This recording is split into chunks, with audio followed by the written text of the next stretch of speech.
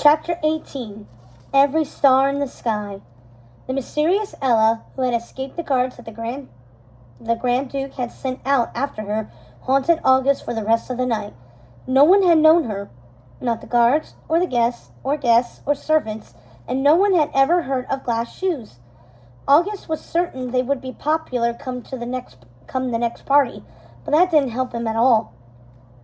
It was as if the Ella he had met had come into existence for a few hours only and then vanished without a trace. And the longer August went without being able to find any hint of her, the more he feared he might never find her.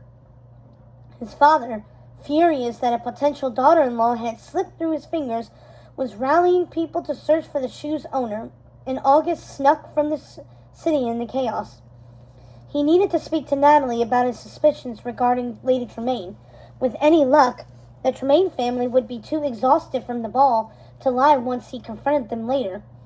And seeing as Natalie had traveled extensively and dealt in peculiar finds, perhaps she knew of someone capable of making glass slippers. What was the other option? Making every young woman in the kingdom try on that shoe? August groaned, desperate to find her, desperate to remember her. Maybe love is conjugal desperation, he muttered to himself, and squinted up at the sky. The road to Fresno was thick with people traveling home after the ball, and not a single one was Ella. His horse huffed. Another rider pulled up beside him and whispered, Riddle me this, your highness. Why was the prince pretending to be a footman only a few days ago, and why is he traveling alone now? I fear the answer isn't as exciting as most riddles are, said August, and he turned to the speaker. Lord Moreau, I didn't realize you were aware of my deception. I would be a poor baron if I were incapable of recognizing my kingdom's royalty, said Lord Moreau. The older man was in a toned-down riding suit, the only embellishment a brooch sparkling on his chest. He narrowed his eyes at August. Also, my butler told me. August laughed and nodded. That makes sense. And that is the look of a young man pining after lost love, said the baron. If you will permit me a bit of familiarity, which I think will do us good since you trespassed on my estate, it was bold to hold a ball to meet every eligible woman in the kingdom and then only speak with one. The ball wasn't my idea. August held back a snort. Were you in attendance? Ah, the plight of youth. Lord Moreau sat up in his saddle and tilted his head back. Fresno was only just becoming visible down the road. I'm not one to turn down a night of good food and better gossip. Now, I imagine you wanted something from me. Do you have the first brooch Lady Tremaine gifted you? August asked. Oh, yes, beautiful piece. Some of Natalie's best work, I think, he said. Mayor Falconer told me about what happened with her, and I find it difficult to believe. Lord Moreau unpinned the brooch from his chest and handed it to August. It was a small and unassuming lily. The petals, made from interlocking glass scales, gold wire, had been used to hold them together. The color running through the glass like veins, and a horrible sinking certainty settled in August's stomach. He held the brooch up to the sky, and the grief gripped his throat. The light caught the glass as if it were full of stars. This glass, these scales, that gleam. August closed his eyes, 1,000 different feelings burning through him. He couldn't breathe. He couldn't move. He knew the chill brush of these glass scales as well as he knew himself. Despite not holding them since he was a child, he cleared his throat. Lord Moreau sighed. It's another one of the stolen items, isn't it? August opened his eyes and nodded. Yes, the glass pieces are, at least. A pity, said Lord Moreau. May I keep this? August asked, the glass scales cool in his grip. Everything felt cold despite the day's heat. I was on my way to speak to Natalie and then Lady Tremaine. Of course. Return it to whomever it was stolen from. I suspect I shall hear an earful from Madame Falconer about it soon, said the baron. While you are visiting Lady Tremaine, tell that stepdaughter of hers that I have a job for her if she wants it. Heaven knows that Lady Tremaine is wasting her talents. August nearly fell off his horse. Lady Tremaine has a stepdaughter? How could he not have uncovered that fact? She inherited the estate and the girl nearly a decade ago, he said. It was her second husband that granted her the title, and I am ever so happy to not be the third now. Though I hear the estate will return to the girl when she comes of age. She was playing the part of her stepmother's lady's maid. That night you were pretending to be her footman, the Baron laughed. I suppose the two of you have quite a bit in common then. August had absolutely no memories of Lady Tremaine's lady's maid that night. He had been to the estate and spoken to Lady Tremaine's family, and yet he could not recall a single mention of a stepdaughter. August shivered, the back of his neck prickling with cold, and gripped the brooch more tightly. I'll tell her, said August, the words bitter. Why offer her a job? Well, the girl's got skill with a needle and thread. Talent should always be nurtured regardless of standing, Lady Moreau said, and nudged his horse forward. Safe travels, Your Highness. He clicked his tongue against his teeth and took off down one of the side roads leading toward his land. August hesitated at the crossroads. How had he gotten into Lady Tremaine's study to see her accounts? He couldn't recall anyone being with him, but how would he have known where the study was? August went straight to Blanchet to request a meeting with Natalie. Not much had changed in the days he had been gone. Blanchet took him to Natalie without a fuss, and the merchant didn't so much as look at him when he entered the small room where she was being held. She was paler than she had been the last time, and had worried the corner of her thumb bloody. August held the brooch out to her. You made this, didn't you? He asked. She glanced at it, flinched, and nodded. You know, I wondered what the thief could possibly have on you that would demand such silence. And it's not that she's blackmailing you, is it? August asked, and a muscle twitched beneath Natalie's eye. Do you really want to protect Lady Tremaine? Of course not, she cried, more animated than he had ever seen her. Why would I want to be like her? She stole from the memorial. I'm not a monster. I know what that means to people. She sold you items stolen from the memorial, told you to rework them, and took the payments when you sold the remake items? He asked. Slowly she nodded. I didn't know they were stolen at first. She had brought me other things before, and I thought this was more of that arrangement. Then she told me to make them unrecognizable. I didn't know why, but I didn't want to refuse a lady. August ground his teeth together and tightened his grip on what had once been his mother's bracelet. She owns my building. I can't lose my shop. It's all I have. Was all I had, whispered Natalie, shaking her head. I did what she said and didn't ask where they were from. I paid too much for what she sold me, gifted her 2 things that made from it, and turned over the money I earned selling the rest. In return, she never raised my rent. She brought that up quite a lot.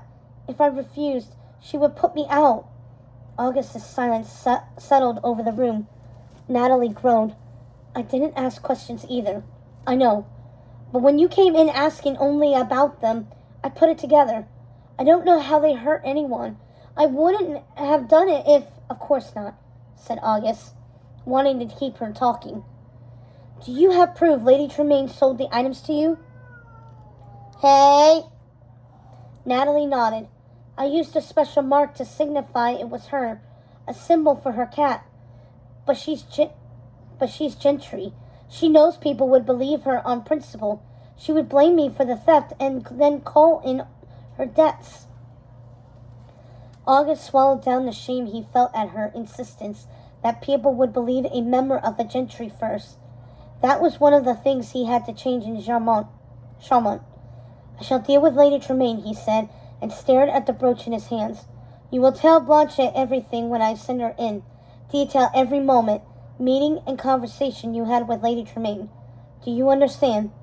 Natalie nodded, but sadly muttered, She'll never admit it, though. Probably not. But the thing about greed is that people are rarely greedy only once, he said, thinking back over all his investigations for the court over the years. Lady Tremaine kept your rent low, yes? Natalie nodded again. He didn't have access to Lady Tremaine's personal records. Yet. But Martin already had the tax records. Lady Tremaine had raised the rents of her other tenants, and August would bet she had underreported her earnings. If she had, it would be easy enough to find out. That would support Natalie's story against her. If she hadn't kept it low for you, do you know what you would have paid? He asked. Natalie told him what she paid, what she would have been paying without the deal, and who else Lady Tremaine collected rent from. It would be easy enough to determine if Lady Tremaine was lying about her income to the kingdom. Leverage was always useful. August stormed from the building. There was a crowd forming in the market square. Rumors of a mysterious girl with clothes made of glass who had bewitched the prince had spread, and everyone knew that the palace was on the hunt for her.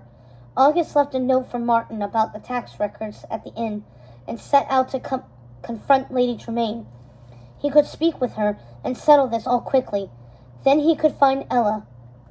Except he didn't even have to think about how to get to the Tremaine estate. There was something off about that. Even the house wasn't right, as if he were staring at it through a slightly off-kiltered window. He remembered its exterior, well manicured if a touch plain, and that the entry hall was a lovely slate blue that reminded him of winter. He also remembered that if he turned off the road to his right, there was a foot-beaten path to the kitchen. He remembered how narrow the servants' stairs were. He remembered which room was the music room. But none of those memories felt right. If Lady Tremaine had a stepdaughter, shouldn't he have met her that day, or at least have seen her? If that was his first time in the building, why did he remember thinking the interior had looked better before Lady Tremaine moved in? August shuddered. Given the current happenings in Fresno, he couldn't shake the uneasy sense of wrongness that washed over him. However, August ignored it as best he could and walked toward the front door. Lady Tremaine had to provide answers today no matter what. A giant black cat slunk around the side of the building, struck a struggling mouse in its jaws, and startled when it saw August. Its mouth fell open and the mouse darted away. August froze. The cat, too, was familiar, but in a different way. It was frozen, watching August with narrowed green eyes. 4 whiskers quivered as its fur fluffed up, like an X with the center gone. Lucifer? Muttered August. He couldn't remember who had told him its name. The frantic pounding of hooves on the road sounded behind him. August turned, the cat fleeing back around the house. A coach, wreathed in a cloud of dust, appeared far down the road, and August stepped off the stairs to the side of the path. Sunlight glinted off the gold decorating the carriage, and August winced when he recognized it as the Grand Duke's. Fortunately, the old man was snoring beyond the fluttering window curtain, and August started to the side of the building and out of sight.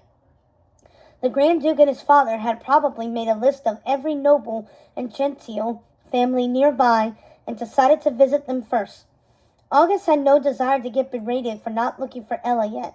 Surely the Grand Duke would leave the moment he realized this was the wrong family.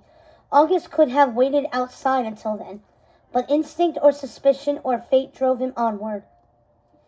August didn't know how he knew that this path led to the kitchens. There was a newly built goat pen and chickens pecking along the path, which ended at a step up into a large kitchen. An old hound dog was asleep in the open doorway, and August, nervous about waking it, hesitated. Before he could move, the dog cracked one eye and loped over to him. August knelt to pet it. The dog's name came to him from a memory he couldn't place. Perhaps Oliver had mentioned it. "Hello there, Bruno," he said, and ruffled his fur. Can you be very good for me and not bark?" Bruno huffed, licked his face, and made his way outside, settling down in a sunbeam. August laughed under his breath. August made his way up the servants' stairs in the back of the kitchen. Muffled by the walls, he heard the herald announce the Grand Duke's arrival. The hallway he emerged into was blessedly empty, and the trumpet echoed clearer and louder through the halls. The Grand Duke read the royal proclamation. August nodded at the predictable words. The study was down the hall, if he remembered correctly. Why did he remember that at all? A cry, stifled by the walls of the house, barely reached his ears, and August turned, trying to pinpoint where it had come from. The hallway he was in would lead to the main stairs, and there he would be able to overlook the proceedings with the shoe. Curious about Lady Tremain's disposition, he headed that way. Then he heard it again, a muffled cry drowned out by the clatter of piano keys. What was the Grand Duke doing downstairs? August made his way to the landing overlooking the first floor. Drizella was arguing with the footman, attempting to help her try on the shoe, and Anastasia was looking on with vague envy. The person crying had to be Lady Tremain's stepdaughter, but she was an eligible maiden. She should have, by law, been down there trying on the shoe. Drizella had managed to squeeze her foot into the shoe, her arch at the most uncomfortable angle he had ever seen. At this rate, Lady Tremaine would start cutting off toes. The faint yowl of a cat got his attention, and August's first thought was Lucifer's at it again. There was a loud crash high above. Beneath him, the shoe popped off Drizella's foot. It went flying. Gran and the footman dove for it, Gran barely catching it on a finger. August couldn't make out the words he exchanged with Lady Tremaine as the footman replaced the slipper on his cushion, and a rattle of paws against stairs drew his attention away. The sounds were definitely coming from the door at the end of the hall. "You are the only ladies in the household, I hope," the Grand Duke said, and then caught himself. "I presume." "There's no one else, Your Grace," said Lady Tremaine, "except a stepdaughter no one had ever mentioned, and whom August couldn't remember despite his time here." He darted for the door. "Quite so," said the Grand Duke, turning to leave. August reached for the tower door, but before he could grasp the handle, footsteps came from behind it. It flew open, narrowly missing his face, and he tucked himself between the wood and the wall. A young woman in the clothes of a scullery maid, soot stains at her knees and tears streaking her cheeks, stumbled onto the landing. Her eyes were red-rimmed, and her hair was loose, but there was no mistaking her. This was Ella. His Ella. He had found her.